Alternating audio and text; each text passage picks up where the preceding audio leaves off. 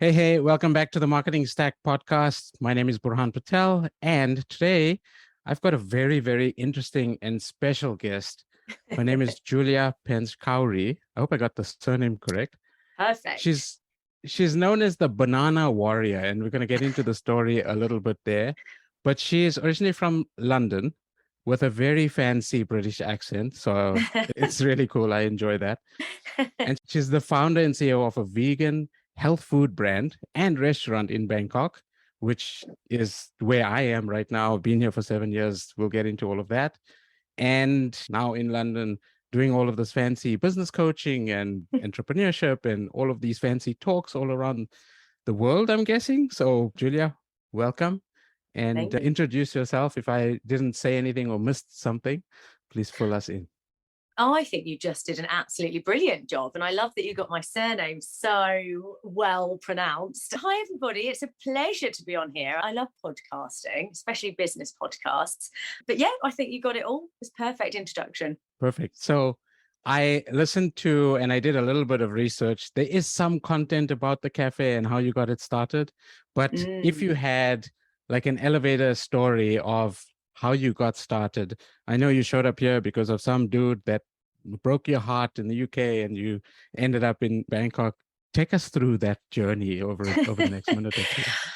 Yeah, I mean, it's a really, really interesting journey. I think the most interesting part of it is that none of it was planned at all.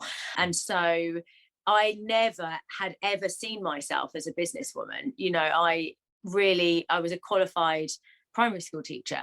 And that is what I assumed that I was going to do for a very long time.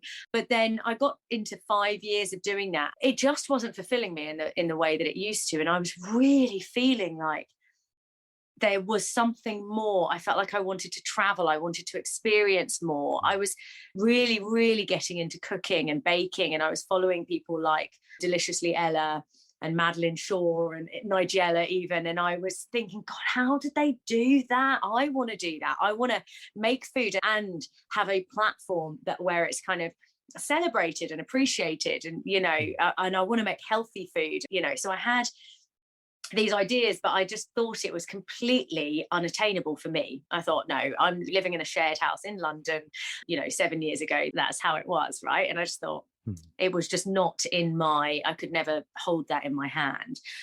And then it was really funny, actually, because I truly do believe in manifestation. And, when what we kind of think about often comes into fruition without us having to do too much. So I kind of had this idea that I wanted more, but I didn't know how or what it was.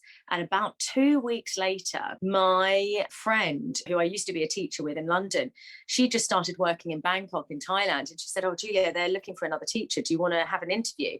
And I thought, no, I don't want to live in Bangkok. But she said, "Look, do the interview. And if you get it, then you can think about it, So I thought, oh, go on then, good experience. And it was so bizarre because I took the interview and a week later I was packing my bags to get to Bangkok. Lovely. Mad, right? Absolutely mad. And I got to Bangkok and I found it was my first international living experience. And I found it really, really hard, really, really, really hard. And I don't know whether it was Bangkok or whether I would have found that anywhere as an expat. But I really struggled to settle. I was madly homesick. There was kind of, when you move there, it's like you kind of regress a few years and everybody's partying loads. And, the teachers especially are wild. And, and I kind of got into that lifestyle. And I really ended up losing sight of myself, thinking, what has happened? I felt really unhealthy. And I just remember one weekend waking up and thinking, I can't do this anymore. This is just not who I am and not what I wanted. It's just not what I want to do. I didn't feel like I was kind of achieving anything. And, it was just this sea of parties and hangovers. And I just thought, no, that's it. I'm getting healthy. So I went out and I bought an oven. And I just remember it being quite a big deal. Because obviously in Bangkok, we don't have that in our apartments unless we buy them, right? And I remember that evening thinking, do you know what? I'm going to bake a cake because I just remembered in London, I used to love baking and it used to just bring me back to myself. And I baked a banana bread because I thought bananas are so easily accessible. And I just remember thinking, God, this is amazing. And I started doing it every week and I started figuring out ways to make it as healthy as possible. And dessert kind of became my thing. And then madly, one day, I trained to be a yoga teacher as well to kind of help with this like health kick. And I'd wanted to do it for ages. And I did kind of turn that health side around. And one day I went into a yoga studio, I did a class and I was super hungry and they didn't have any snacks. And I thought, oh my gosh, all I want is a piece of that banana bread that I've been baking. And I don't know what came over me. It wasn't in the plan. I hadn't planned it. But I just said to the owner, oh, do you know what? I love this yoga studio, but I'm so hungry and you have juices, but you don't have any snacks. And I make the most amazing banana bread. I just wondered if you might want to try it. And she said, yeah, come in next week with all of your flavors. And I thought, all of my flavors, I've got like, Yeah. I don't even have a proper recipe for one. And then it was mad because I went back the next week and she said, yes, that week. I would bake into every single night trying to get that recipe absolutely perfect. I created 4 different flavors, very simple, and I was taking it into school every morning saying to teachers, like, what did you think of this one? Okay, like, what's this one like? How's this one? And I was trying to get basically the perfect banana bread with the most natural ingredients and making it vegan as well. So it's like, tweaking things here and there. And then they said yes. And it was like this business journey was honestly born overnight. I didn't have a business name. I didn't have business cards. I didn't have a plan. I just had some banana bread that I really like to eat. And that was it. And it just honestly, absolutely took off. And 6 months later, I had to leave teaching to do it full time. Very, very, very interesting. Yeah. So there's a couple of like key moments in your story there that I wanted to highlight. So the theme of the episode that I wanted to sort of touch around or play around with was bravery, right? And so obviously you've got like warrior in the name. So how did that come about? Because obviously it's like banana cake. I get why the banana is in there, but what's the warrior piece? Well, I think it was that it started in a yoga studio. So they started selling it in a yoga studio. And I wanted to marry the 2 things together, yoga and banana bread. So I came up with the banana warrior because obviously warrior is such a strong yoga pose. But actually warrior spoke to me in so many other ways as well. The name warrior, I feel, describes the things that I try to create in my life. And I definitely felt like a warrior at that time, kind of moving forward with a business idea and also being okay with settling in Thailand, because that really was so hard for me. Yeah, as a woman as well. Not that it's, easier for men, but it's definitely a different culture, especially coming from Europe. It is a culture shock. And anybody coming to Bangkok to live or even like for a holiday, it can be a shock to the system. Yeah. But going back to those sort of key moments, right? So there was one where you actually made the decision to pack your bags to come over. That's like a key moment, because had you not done that, then obviously we wouldn't be talking. And then having the courage to actually like, one, you identified the need because you were like starving after that yoga session. And then actually like saying to the owner, like, hey, you suck. Like, you don't have anything for me to eat right now. Not in those words, but it's kind of like, not in those words, but and I'm sure it must have been something that other people have also had thought of or feel, because I know when I finish a workout, I'm starving. I can't wait to get my protein shake in. And so, you being brave enough, courageous enough, warrior enough to pipe up and say, hey, like, I've got some banana bread, like, can I bring it in? Those are key moments. Like, how important would you say those moments were? Oh, massive. And it's funny, isn't it? Because we can do all of this really deep work on ourselves, right? And we can sometimes feel like we're very static, like we're not actually going anywhere. But it is in those times where there's those kind of instant snap decisions where all of that kind of work that you've been doing on yourself suddenly, very suddenly, comes into play, and it makes you say something, or it makes you do something, or it makes you say yes instead of no, and that is massive. That's massive. And that's when you start seeing this kind of internal growth and internal work being put into play. And I've always been determined, always, to not miss opportunities, because I know they don't often come around a second, third, fourth time, right? And, I always think if you take an opportunity, even if somebody says no or it doesn't work out, for me, I just think I would feel way worse if I hadn't tried, because then I never would have known. And for me, that's so much worse than a no. 100%. And I mean, that's the reason why you and I are talking now on this podcast. We haven't met before. I've been to this to the store. My Yeah. girlfriend's eaten at the store. Yeah. Been a couple times. She's raved about it to me, and I was like, sounds like the perfect candidate for a business talk on the podcast. Like, let's send a message. Yeah. And you responded. I rely on my intuition, and so usually it's that intuition that Yeah. is driving a lot of my decisions and driving sometimes the crazy things that I'm doing in my life as well. If you've read up about me, I came to Bangkok after reading Tim Ferriss's book, The 4 Hour Work Week, which you're probably Wow. familiar with. Yeah. And I set myself a goal of 100 days to leave South Africa, because at that point I was going through a tricky Wow. relationship. I was married, and it like ended up being divorced so that I could leave and buy a one-way ticket. Like, all of that story happened because I asked myself one question after reading Tim's book, and I said, what's the craziest, scariest things that I can do for myself right now that might kill me or might change my life? And my gut feeling said, buy a one-way ticket to Thailand. That was it. Oh my gosh, I love that. I love that thought. What could either make me grow or, yeah, I love that. Yeah. So, it's this thing of, we get to that moment of change or opportunity, and it's acting on it, essentially. Yeah. Yes, absolutely. And I think that is the bit that's so scary for people, right? And me and you and everybody. Acting on change is really difficult because it's so unknown. We've got no idea what the other side looks like, and we only know what our comfort zone looks like. When I'm on the kind of cusp of change or wanting to up level, I always say to myself, everything that you desire is on the other side of your comfort zone.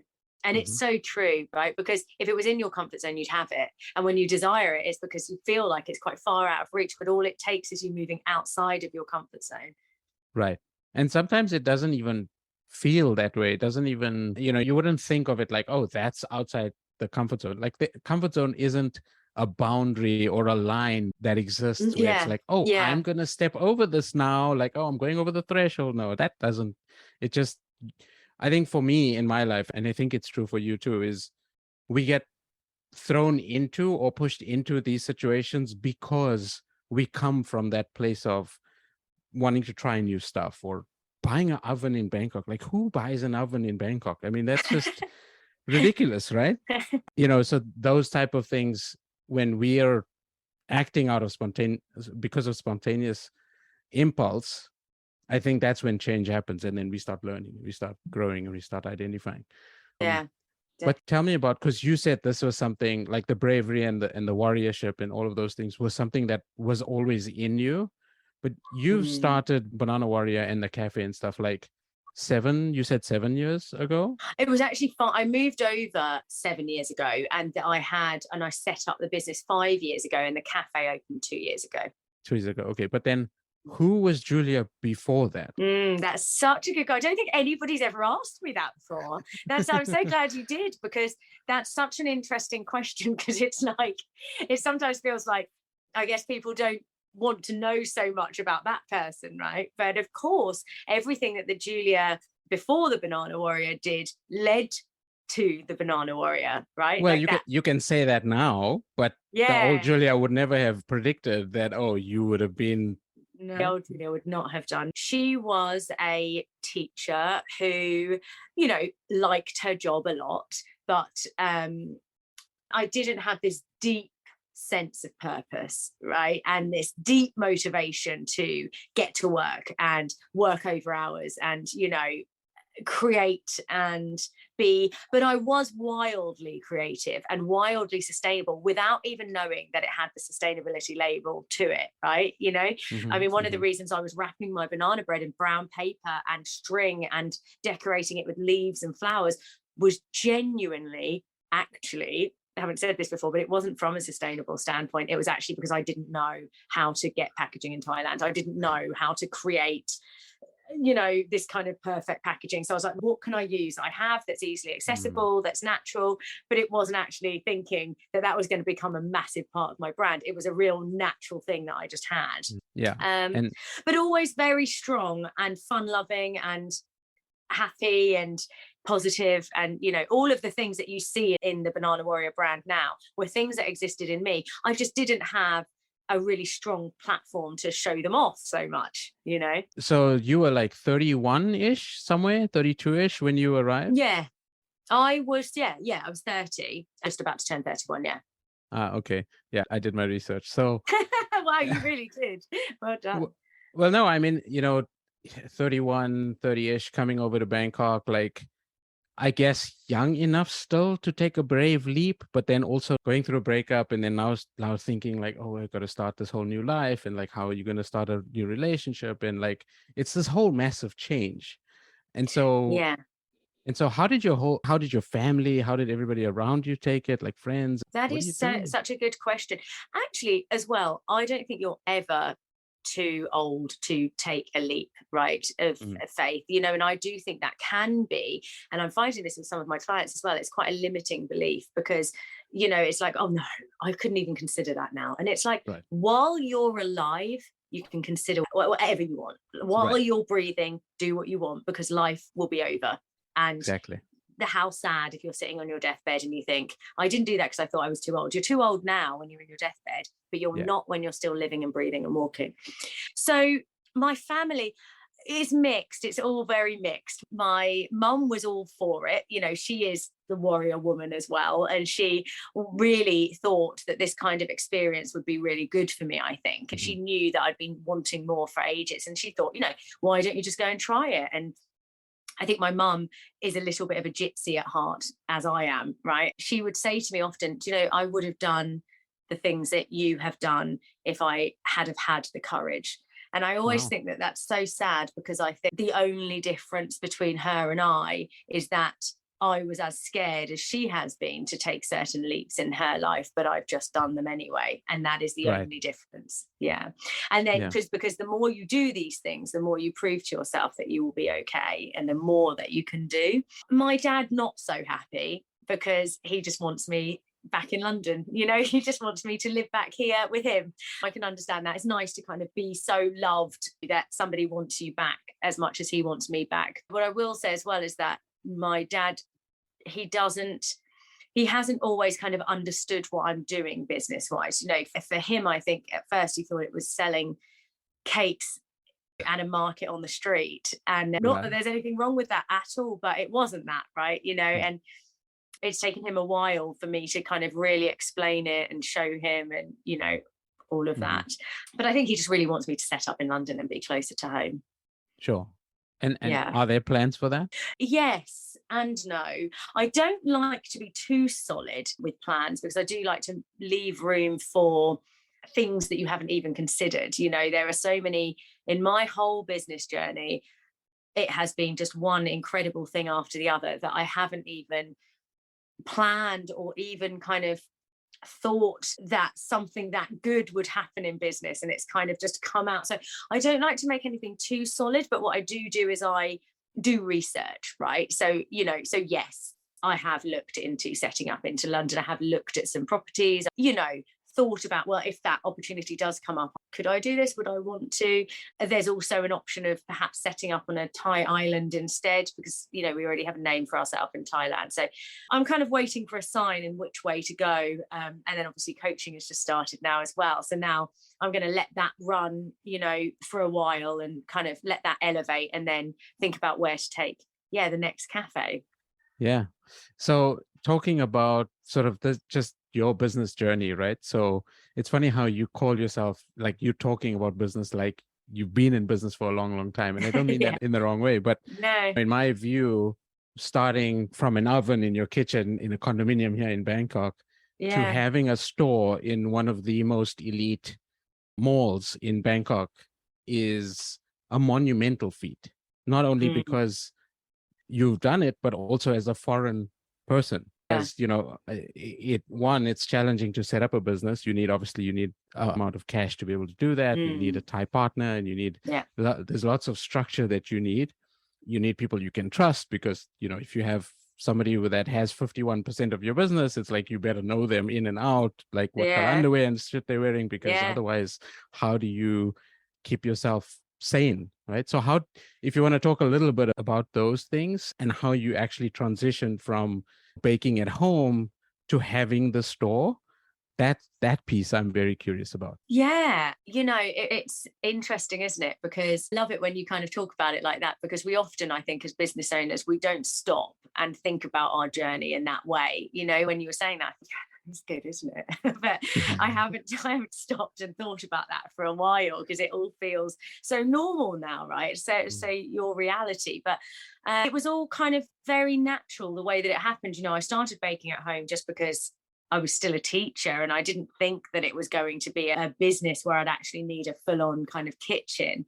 And that definitely lasted for a bit too long, having my business at home, because that was quite tricky. It was having staff. I had a very big apartment at that time. In Thailand, you can get huge apartments, can't you? Yeah. And so I kind of had one like that, so that it was big enough for my staff to come in and bake, and it had a big enough kitchen.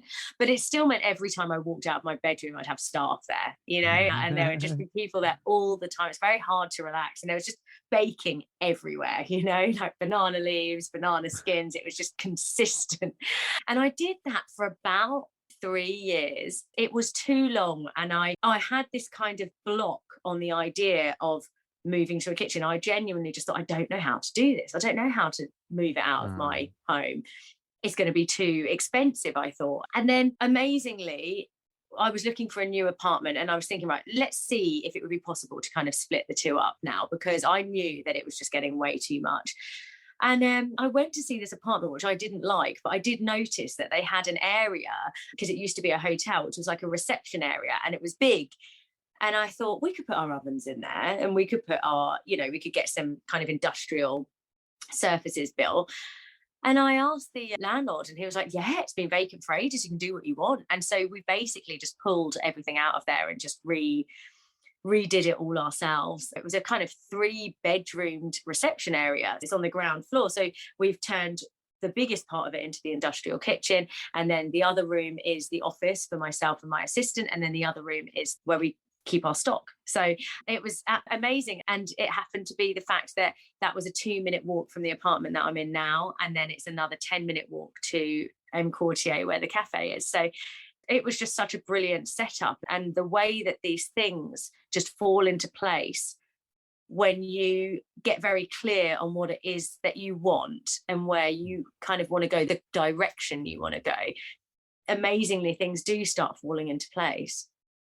But then also it's that moment where you actually spoke to the landlord, right? Because if you hadn't done True. Yes, acting on it. Exactly. Yeah. And the fact that I had put into motion looking for a different apartment, So yes, Right. You're right. There has to be action.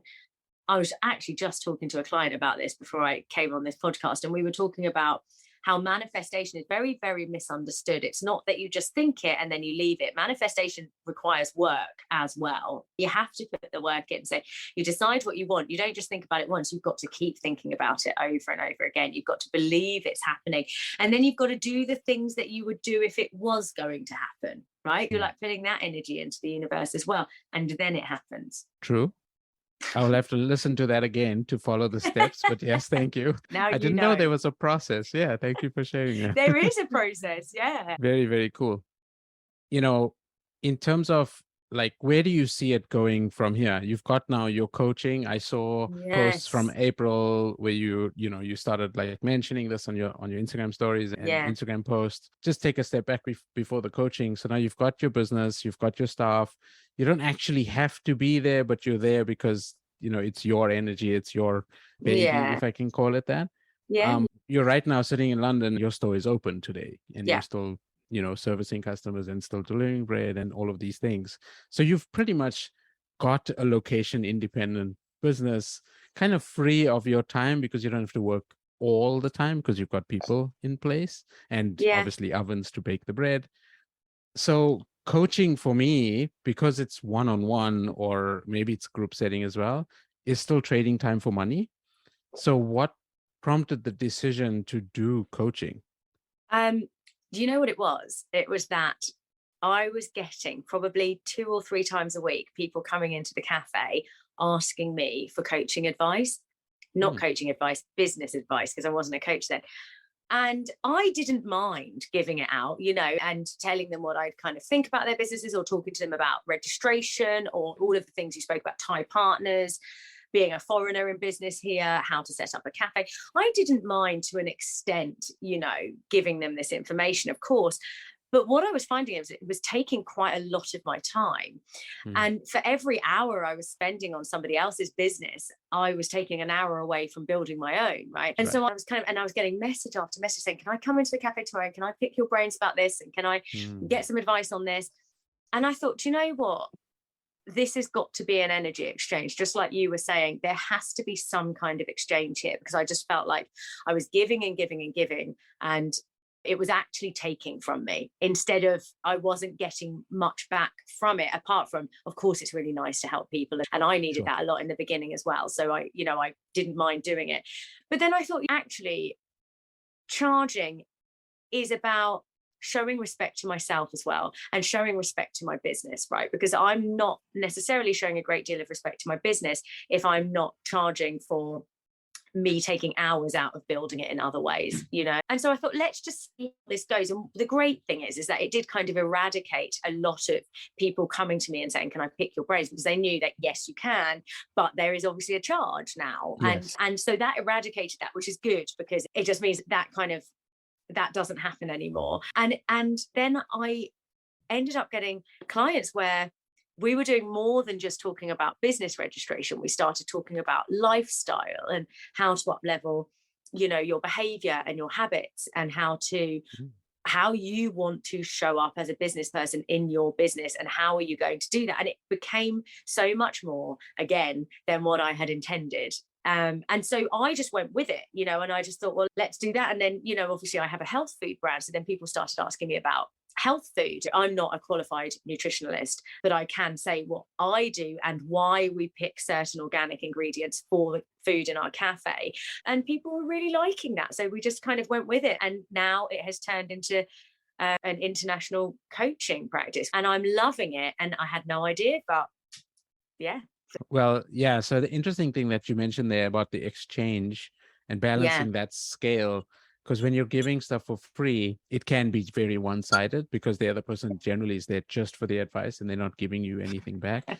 But then there's this other thing that entrepreneurs do, or business people do, is they undercharge. And so what would you say to people listening to the podcast who are not charging enough for their banana bread, or for whatever they're making, or for their time coaching, or for their courses, or for whatever that they're creating and selling?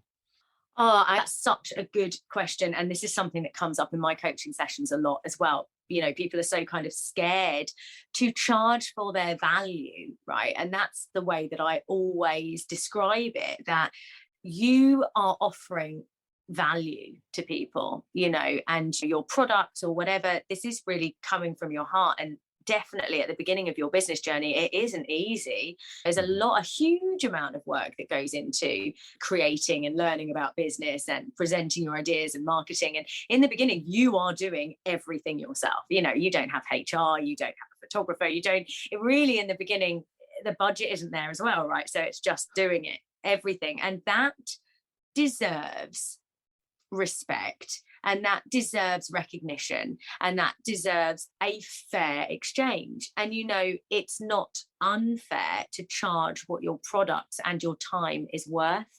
And I think I read a brilliant quote the other day. It was so good, and it was, my prices don't reflect your budget, my prices reflect my value. And I thought, yes, that is exactly it. Trying to fit into other people's budgets is never truly going to work, because there are so many different budgets. All you can do is show them the value that they are getting for their money. And as long as they are getting value for their money, there's no unfairness about it, right? Right. And, actually undercharging for your services can be as detrimental as overcharging, because people don't value it. And people think, well, why on earth would I invest in something that's so cheap? It's obviously not that good. And so why did you end up at the pricing structure you did for the cafe? Because it's not cheap. But obviously it's in a very good mall, and the mall on the higher end, if I would say. Yeah.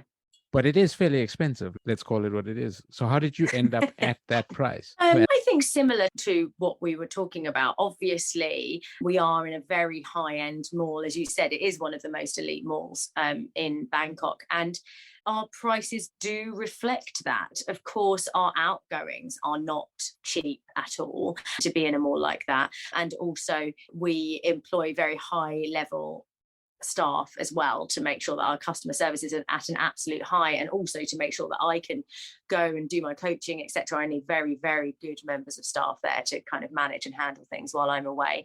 And actually our food isn't the way that our vegan food is different to some other vegan food, is that we really focus on health as well.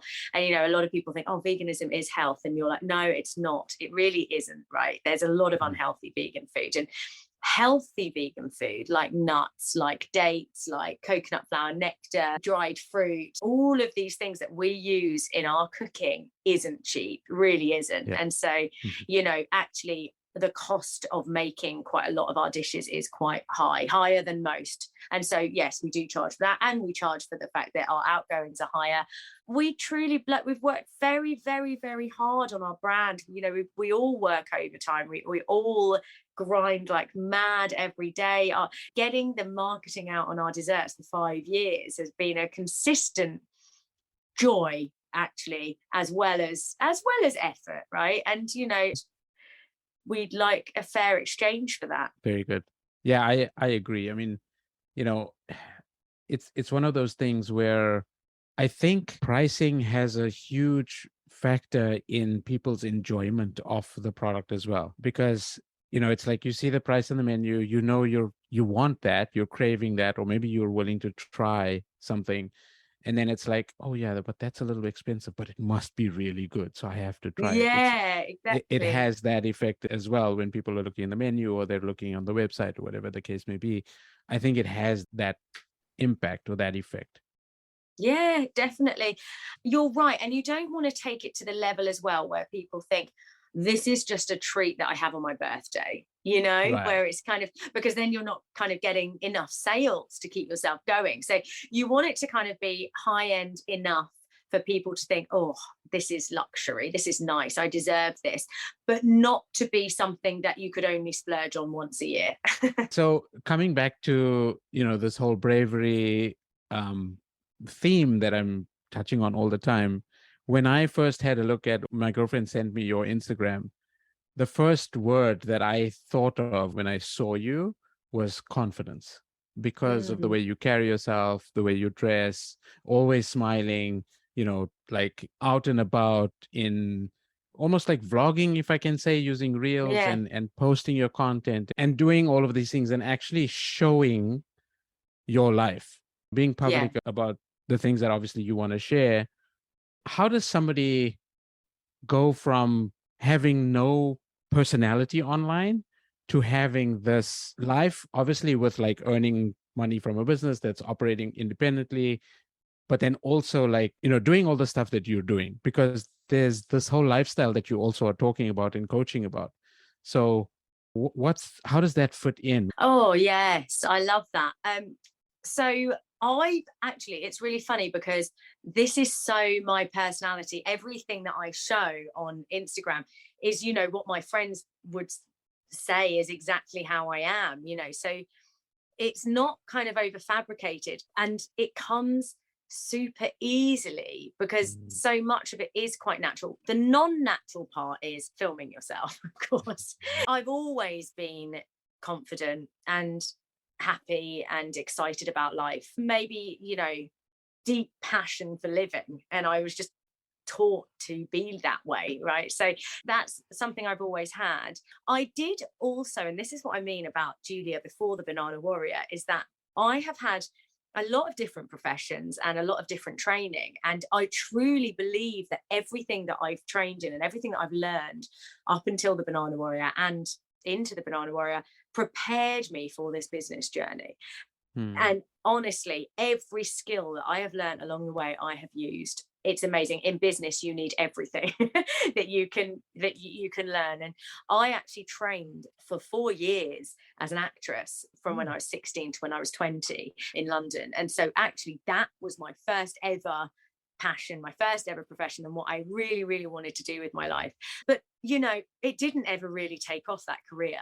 But what did stay with me, which has just been absolutely monumental for so many things in my life, is just this ability to speak to an audience, right? And show up and portray this kind of energy that's inside, kind of show this light that is already there, you know, show that kind of essence. And that's something that you're taught quite a lot in acting school, of like, how do you get what's going on inside and showing it on the outside, you know?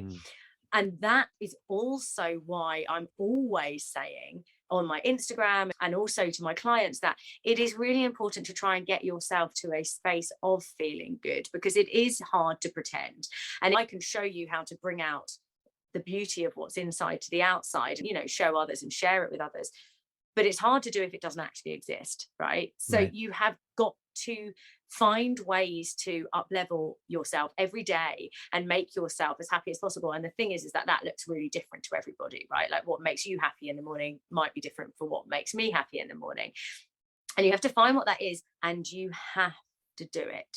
The taking action on that every single day is what makes you a high level businessman or businesswoman, or, you know, makes you successful in what you're doing, because you have got to feel good. And that's when you attract higher. That's when you're more motivated, more creative, when you can show the world, you know, this brand that you're super excited about, because you feel good about it and you feel good about yourself. Right. In my case, the way that I stumbled onto that was through a coaching session with a palm reader, actually, who he had seen something or maybe heard me say something, and he sat me down and he said, make a list of all the things that make you happy. And then if you're feeling sad, or if you're feeling a little down, or you're just not having a great day, pick something from that list and go do that. And, you know, it could be something as simple as just, okay, maybe not the healthiest thing, but maybe having a Dairy Queen ice cream or a McDonald's ice cream, or just something that's going to change your state. I did follow the advice and it worked wonders. And now the list is in my head. Obviously, I've changed it because I'm a lot healthier now and exercising and doing all of the stuff. What's one of the things on the list now? Exercise. So it's quite interesting that, so I started going to the gym every day, I think since the last 2 months or so. Oh, wow. And I used to go to the gym before, like years back when I was in my 20s. But now that I'm 40, I decided to pick it up again. And it's just like I've fallen in love with it again. It also helps that my girlfriend also works out. And so, you know, we go to the gym together. She's pushing me to get stronger. I'm poking her around all the time. So that's one of the things that I do enjoy. And then, like I said, I'm super hungry after the workout. And so one of our things is to have a protein smoothie straight after. So I'm the one that makes the smoothie in the kitchen when we get home.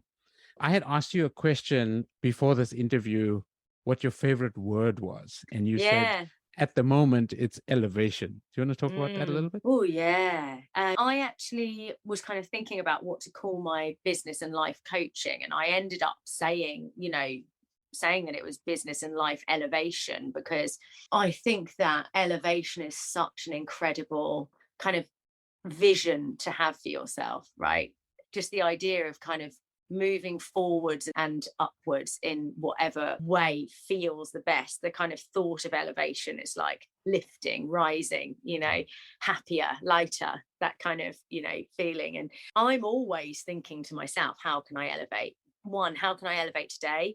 But also, you know, what do I want to achieve by the end of the month? What do I want to achieve in 6 months, you know, a year? And it's amazing with elevation, because you get to a point where you get used to building and growing and moving, that it does become easier.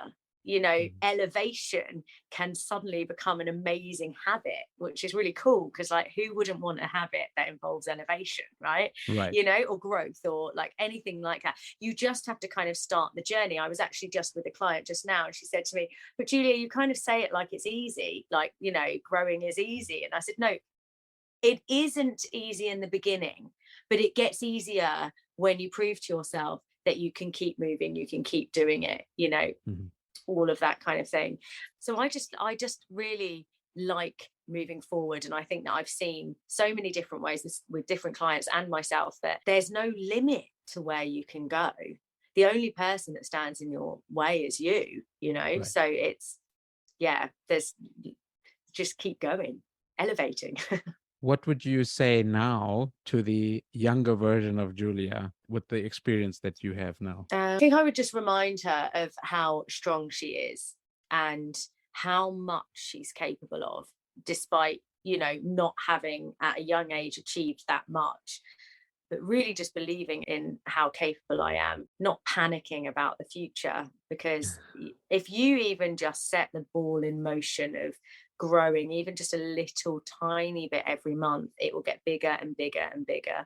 And, you know, a big thing is not settling, right? Mm. And really knowing that you can have more, and that, yeah, settling is just not an option because there is more. Yeah. If not more, at least better. Yeah, yeah, definitely. Julia, thank you so much.